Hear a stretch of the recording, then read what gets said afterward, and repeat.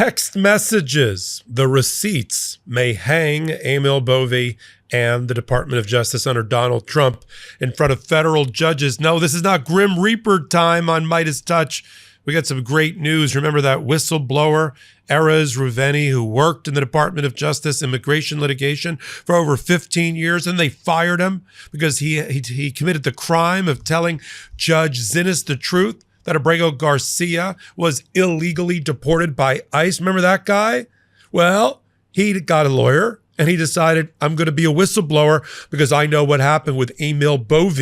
Emil Bove, Donald Trump's criminal defense lawyer, now the number 3 in the Department of Justice, up for a lifetime appointment to the appellate court, the Third Circuit Court of Appeals. He's in the middle of a confirmation hearing, not going so well, especially when you have Erez Ruveni, who everybody who ever worked for the guy and worked with the guy and came up to the Department of Justice with the guy said is an Eagle Scout. He cannot tell a lie. They believe him.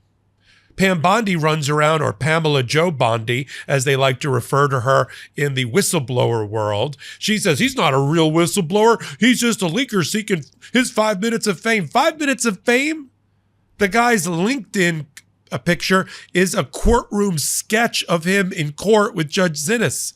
He's been toiling away in the Department of Justice as a nameless, faceless lawyer for 15 years. And now suddenly he wants to have his 5 minutes of fame. And it's 15 minutes of fame anyway, Bondi. Let me tell you what just happened with the text messages, which confirm that Emil Bove told, this is according to the whistleblower, told the assembled masses in March that as it related to the immigration and deportation actions of Donald Trump under the Alien Enemies Act, that they, and I quote, were to go tell federal judges to go fuck off. Pardon my French. Tell them to go F themselves. Give them the middle finger. That's what Erez Ruveni heard. And that's what he confirmed and was joked about in text messages that he has with other people in the Department of Justice, like his boss, August Flenchen. So you've got the goods, and you're here on MeidasTouch and Legal AF. Let's get down to it. Worst thing that Pam Bondi could have ever done was to fire Erez Ruveni. They should have just let him toil away. We never would have heard from him. The resistance and the defiance would never have been exhibited. But no, they fired him. And for doing his job, for telling the truth consistent with the rules of professional responsibility and his sworn oath as an officer of the court. Now, when he came out a month ago and said, I was told that 27 pages to the Senate Judiciary Committee, that he claimed, I was told in a meeting with my boss, including Drew Ensign, who has been lying to federal judges according to the whistleblower complaint. I was told by Emil Bove himself that we were going to give the middle finger and tell judges to go F off. We were not going to comply. We were not going to give him the information about these deported and removed people when asked. That's why Drew Ensign, apparently, when asked by Judge Boasberg in the D.C., the chief judge of the D.C. federal court, about the 200 people in front of him, he was given misinformation about whether planes were landing or taking off after he had grounded them. Emil Bove also is the one that came up with the brilliant idea that because the injunction was only issued, or the block was only issued by Judge Boasberg from the bench and hadn't been written down yet, they could ignore it. And then they also lied to Judge Xinis, same lawyer, Drew Ensign, about their ability to bring Abrego Garcia back from El Salvador. And it's all come together now with these text messages, which I'm going to read to you from. First, I want to run a clip of when this is just a couple weeks ago, when Senator Adam Schiff cross-examined Emil Bove about whether he told the group there, including Erez Ruveni, the whistleblower, to go tell federal judges to go F off. And wait till you hear his response. It may or may not shock you. Let's roll the clip. Turn to the meeting that Mr. Ruveni, the whistleblower, has written an extensive complaint about. The hearing started with the chairman reading a social media post by the Deputy Attorney General Blanche, who is present today but not under oath, nor is that social media post under oath. So let me ask you, since you are under oath, in the complaint it says, Bove stated that DOJ would need to consider telling the courts, fuck you, and ignoring any such court order. Did you say anything of that kind in the meeting? Senator, I have no recollection of saying anything of that kind. To the extent I Wouldn't you recall, Mr. Bove, if you said or suggested during a meeting with Justice Department lawyers that maybe they should consider telling the court, fuck you? It seems to me that would be something you'd remember, unless that's the kind of thing you say frequently. Well, I've certainly said things encouraging litigators at the department to fight hard for valid positions that we have to take in defense of our clients. And have you frequently suggested that they say fuck you and ignore court orders? Is that also something you frequently do, such you might not remember doing it on this occasion? No. And as I explained, I have never directed. So did you or did you not make those comments during that meeting? Which comments, Senator? You really need me to repeat it? Did you suggest, as Mr. Ruveni wrote, that DOJ would need to consider telling the courts, fuck you, and ignore any such court order? I did not suggest that there would be any need to consider ignoring court orders. At the point of that meeting, there were no court orders to discuss. Well, did you suggest telling the courts, fuck you, in any manner? I don't recall. You just don't remember that. I can't recall. And as any good prosecutor or cross-examiner like Schiff, and I've been known to do that myself in 35 years of practice, you just say a version of, you can't recall a meeting from March where you told somebody to go F off, I'll put you down for a yes. And then you move on. The weather, it's heating up, and your nighttime bedroom temperature has a huge impact on your sleep quality. If you wake up too hot or too cold, I highly recommend you check out Miracle Made's bed sheets. Miracle Made sheets are inspired by NASA and use silver-infused fabrics that are temperature regulating so you can sleep at the perfect temperature all night long. Using silver-infused fabrics inspired by NASA, Miracle Made sheets are thermoregulating and designed to keep you at the perfect temperature all night long, no matter the weather, so you get better sleep every night. Miracle sheets are luxuriously comfortable without the high price tag of other luxury brands and feel as nice, if not nicer, than sheets used by some 5-star hotels. Stop sleeping on bacteria. Bacteria can clog your pores, causing breakouts and acne. Sleep clean with Miracle. Upgrade your sleep as the weather heats up. Go to trymiracle.com/legalaf to try Miracle Made sheets today. And whether you're buying them for yourself or as a gift for a loved one, if you order today, you can save over 40%. And if you use our promo LegalAF at checkout, you'll get a free 3-piece towel set and save an extra 20%. Miracle is so confident in their product, it's backed with a 30-day money-back guarantee. So if you aren't 100% satisfied, you'll get a full refund.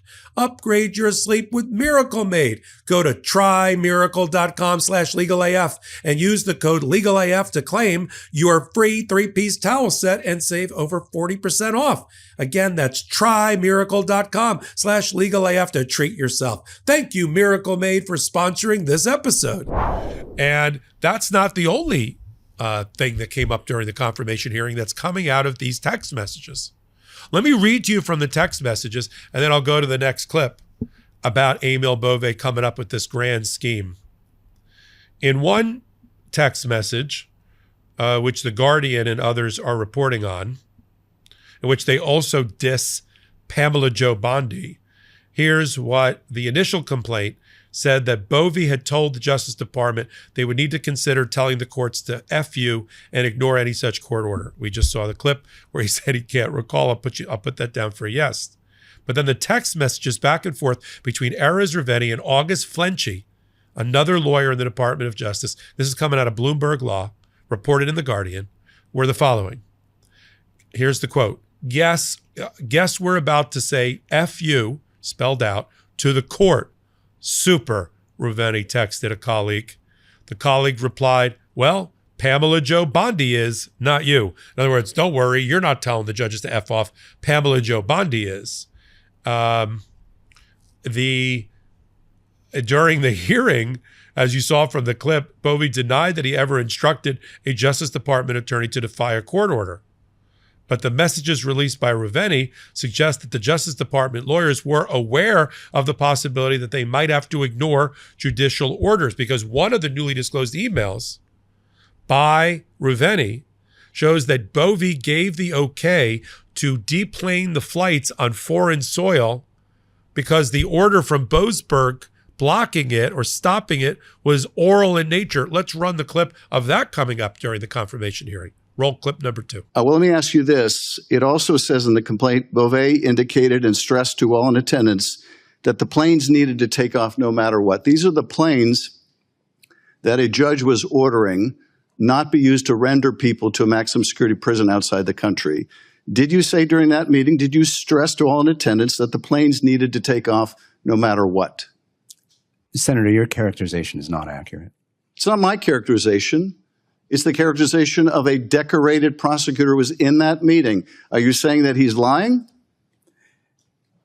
As I said at the beginning of the hearing. No, I'm not interested in what you said at the beginning of the hearing. I'm interested in whether you stressed to people in attendance that the planes needed to take off no matter what. Did you say that? I certainly conveyed the importance of the upcoming operation. Well, don't paraphrase here. Did you tell people in attendance the planes needed to take off no matter what? I don't recall the specific words that I used. Wouldn't you recall saying that if you had instructed that the planes needed to take off no matter what, including whether the court ordered otherwise? You wouldn't remember that? This is a mischaracterization, Senator. There were no court orders at this point. Well, there was a court order, wasn't there? No, wasn't there a court order by Judge Boasberg, if not in this specific case, then in related cases, that people not be sent out of the country until the court could rule? Wasn't there a court order? Not at the time of that meeting, Senator. Did you participate in the decision not to disseminate that oral court order prior to the written court order to other agencies so those planes would not take off, so those planes would turn around? Were you involved in the decision to withhold that court order from the responsible agencies? I think it's clear that I participated Yes or no? I participated in this matter, and I'm not going to get into the contents of legal advice. I did over the course of time, as many lawyers have. No, I'm not interested in over the course of time. I'm interested in whether you participated in the willful violation of court orders as alleged in this complaint. Let me ask you this, Mr. Bove, if there are notes of that meeting, will you provide them to this committee? I defer to the committee and to the executive branch on the procedure. And if the committee requests them, will you provide those notes to the committee? I defer to the executive branch on the handling of that request. Now, according to Ruveni's text message, here's how that came about. And so he's got the receipt, putting a lie to what you just saw in that testimony under oath by Ruveni. At this point, this is what somebody wrote. This is what Ruveni wrote in the March 19th message to someone. At this point, why don't we just submit an emoji of a middle finger as our filing to the federal judge? A picayune middle finger. So stupid, his boss, that's August Flenchy, wrote back. The message shows how the lawyers were talking about it at the time. Again, everyone that's ever worked with Ruveni says the guy is on the up and up and should be trusted. And it sounds like him. Bondi comes back on X, of all places, of course, and tries to tear him down. She says, quote, "We support legitimate whistleblowers, but this disgruntled employee is not a whistleblower. He's a leaker, asserting false claims, seeking 5 minutes of fame, conveniently timed just before a confirmation hearing." When else is he going to bring it up? He didn't know at the time that he got fired that Emil Bove was going to be nominated to be a lifetime appointed Third Circuit Court of Appeals judge, having never been a judge, having been wholly unqualified in just the short amount of time he's been in the Department of Justice, all the unethical things that he's done. He didn't know that at the time. And yes, if I'm a whistleblower and I'm getting my things together and I see the guy that should never even sniff a federal judgeship being nominated for one in a confirmation hearing, of course I'm going to come forward now. It just shows you he doesn't want his 15 minutes of fame. He wants to make sure Emil Bove goes down in flames, understandably so. She continued, as Mr. Bove testified, there was no court order to defy. What? Pam Bondi. I don't know what law school you went to, if any. Or as my late mother would say, it was out of a Cracker Jack box, your law diploma. An oral, a federal judge gives you an injunction from the bench orally, you better comply with it, or you're in contempt. This is another instance, she says, of misinformation being spread to serve a narrative that does not align with the facts. I don't understand. He got fired because he violated his ethical duties to the department. He got fired because he wouldn't lie for the Department of Justice. He was complimented by Judge Xinis for telling the truth in her courtroom. I could never imagine the day in 35 years of my career where a Department of Justice lawyer, from a legal department that had been one of the finest and most revered in the world, would have to be complimented, pointed out, called out, and complimented by a federal judge for telling the truth in her courtroom.